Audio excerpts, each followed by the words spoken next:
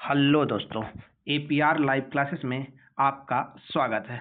आज हम आपको कंपटीशन एग्जाम्स के से संबंधित 20 महत्वपूर्ण राष्ट्रपति से संबंधित क्वेश्चंस लेकर आए हैं, जो आपके लगभग सभी कॉम्पिटिटिव एग्जाम्स के लिए ज़रूरी है। उससे पहले मैं आपको इंट्रोडक्शन दे देता हूँ। मेरा नाम सुमित मिश्रा है और मैं यूपी प्रयागराज से हूँ और मैं यहाँ पे अकाली इंस्टीट्यूट में सभी कंपटीशन एग्जाम्स के लिए 4 साल से पढ़ा रहा हूँ। और मेरी उपलब्धियों में मैंने दो बार आरओ और एआरओ का एग्ज़ाम क्वालिफाई किया है, और जितने भी आपके सारे कॉम्पिटिटिव एग्जाम एसएससी जीडी ये सब वगैरह, इसको भी लगभग सभी को क्वालिफाई करके रखा हूँ। तो चलिए देरी ना करते हुए हम लोग स्टार्ट करते हैं क्वेश्चन नंबर 1 से। चलिए क्वेश्चन नंबर 1 समझिए क्या कह रहे हैं।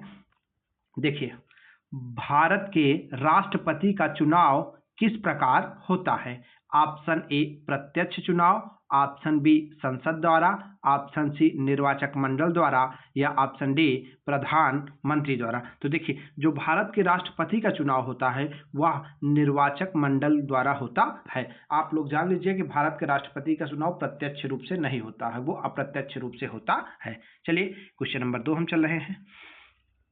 क्वेश्चन नंबर 2 समझिए क्या कह रहा है कि राष्ट्रपति का कार्यकाल कितने वर्ष का होता है? तो भारत के राष्ट्रपति का जो कार्यकाल है कितने वर्ष होता है? 4 वर्ष, 5 वर्ष, 6 वर्ष या 7 वर्ष? तो देखिए, जो भारत के राष्ट्रपति का कार्यकाल होता है वो आपका 5 वर्ष होता है, लेकिन अगर यूएसए अमेरिका के राष्ट्रपति का कार्यकाल पूछेगा तो वो केवल 4 वर्ष का होता है। कितने साल का? 4 साल का। चलिए नेक्स्ट चलते हैं। क्वेश्चन नंबर 3, भारत के प्रथम राष्ट्रपति कौन थे? तो बताइएगा। Option A doctor Rajendra Prasad, option B doctor Sarvepalli Radhakrishnan, option C Zakir Hussain, या ऑप्शन डी बीवी गिरी। तो देखिए, जो भारत के प्रथम राष्ट्रपति हैं वो डॉक्टर राजेंद्र प्रसाद जी है। चलिए, और ये भारत के किस राज्य से संबंधित है? तो ये आपके बिहार राज्य से हैं। चलिए क्वेश्चन नंबर 4 चलते हैं। बहुत ही आसान क्वेश्चन है। चलिए देखिए, राष्ट्रपति को शपथ कौन दिलाता है? ऑप्शन ए प्रधानमंत्री, ऑप्शन बी मुख्यमंत्री, ऑप्शन बी मुख्य न्यायाधीश, ऑप्शन सी लोकसभा अध्यक्ष, या ऑप्शन डी उपराष्ट्रपति। तो देखिए, जो राष्ट्रपति जी को शपथ दिलाते हैं वो भारत के मुख्य न्यायाधीश जी दिलाते हैं। चलिए क्वेश्चन नंबर नेक्स्ट चलते हैं। क्वेश्चन नंबर 5 देखिए क्या कह रहा है। चलिए क्वेश्चन नंबर 5 देखते हैं क्या कह रहे हैं, समझिए।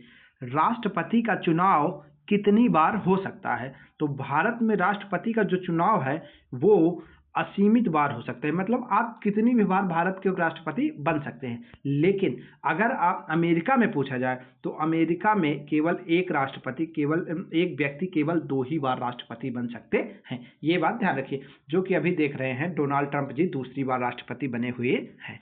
चलिए नेक्स्ट चलते हैं। क्वेश्चन नंबर 6 समझते हैं क्या कह रहा है। देखिए, राष्ट्रपति का पद रिक्त होने पर कौन कार्य करता है? अगर भारत में राष्ट्रपति का पद रिक्त है तो उसके स्थान पर कौन कार्य करेगा? ऑप्शन ए प्रधानमंत्री, ऑप्शन बी उपराष्ट्रपति, ऑप्शन सी मुख्य न्यायाधीश, या ऑप्शन डी लोकसभा अध्यक्ष। अगर भारत के राष्ट्रपति का पद रिक्त है तो उसके स्थान पर भारत के उपराष्ट्रपति जी कार्य करेंगे। 6 का बी नंबर राइट ऑप्शन हो जाएगा। चलिए नेक्स्ट चलते हैं। क्वेश्चन नंबर 7 चलिए हम लोग स्टार्ट करते हैं। थोड़ा सा साइड कर लेते हैं। हाँ,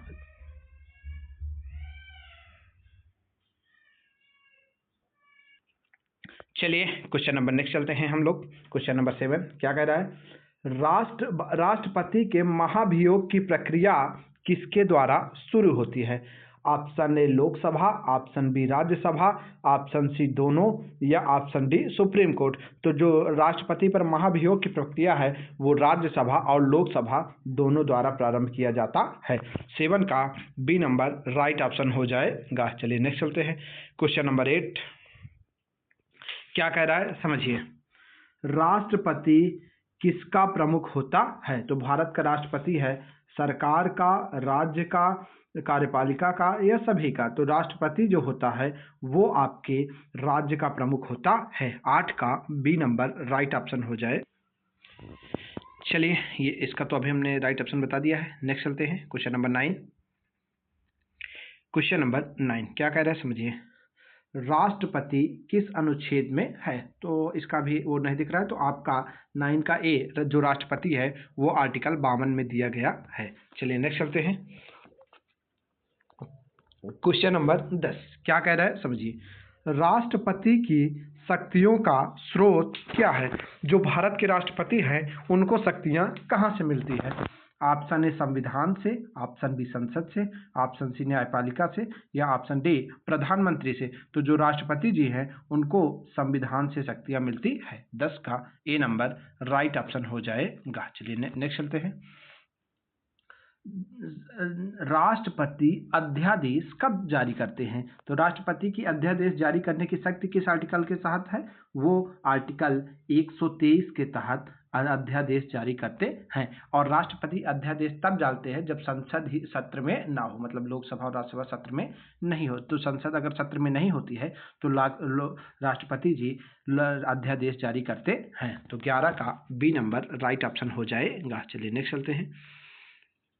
क्वेश्चन नंबर 12 राष्ट्रपति किसकी सलाह पर कार्य करता है?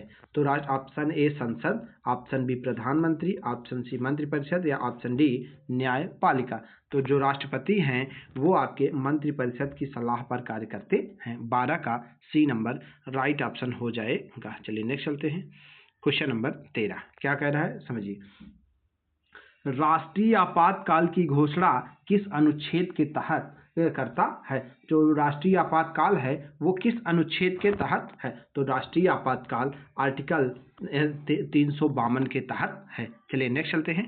क्वेश्चन नंबर हम लोग 14 में चलते हैं। तो क्वेश्चन नंबर 14 क्या कह रहा है समझिए। राष्ट्रपति की क्षमादान शक्ति किस अनुच्छेद में है? तो राष्ट्रपति की जो क्षमादान शक्ति है वो आर्टिकल 72 में दिया गया है। और राष्ट्रपति को 5 प्रकार की क्षमादान शक्तियां दिया गया है। चलिए नेक्स्ट चलते हैं। राष्ट्रपति संसद का हिस्सा होता है या नहीं? तो जी हाँ, राष्ट्रपति संसद का हिस्सा होता है। आपकी संसद 3 लोगों से बनती है, लोकसभा, राज्यसभा और राष्ट्रपति से मिलकर संसद बनती है। चलिए नेक्स्ट चलते हैं। क्वेश्चन नंबर 16 क्या कह रहा है समझिए। राष्ट्रपति किसे प्रधानमंत्री नियुक्त करता है? तो जो राष्ट्रपति जी हैं वो बहुमत दल के नेता को प्रधानमंत्री नियुक्त करते हैं। 16 का ए नंबर राइट ऑप्शन हो जाएगा। चलिए नेक्स्ट चलते हैं। क्वेश्चन नंबर 17 क्या कह रहा है। राष्ट्रपति का वेतन कौन निर्धारित करता है? तो राष्ट्रपति जी का जो वेतन है वो आपकी संसद निर्धारित करती है। 17 का ए नंबर राइट ऑप्शन हो जाएगा। चलिए नेक्स्ट चलते हैं। क्वेश्चन नंबर 18 क्या कह रहा है समझिए। राष्ट्रपति का त्याग पत्र किसे दिया जाता है? जो राष्ट्रपति हैं वो अपना त्याग पत्र किसे देते हैं? तो वो राष्ट्रपति उपराष्ट्रपति को अपना त्याग पत्र देते हैं। चलिए नेक्स्ट चलते हैं। क्वेश्चन नंबर 19 क्या कह रहा है समझिए। राष्ट्रपति का निर्वाचन किस पद्धति से होता है?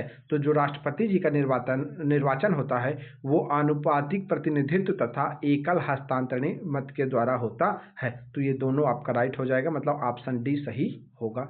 चलिए नेक्स्ट चलते हैं।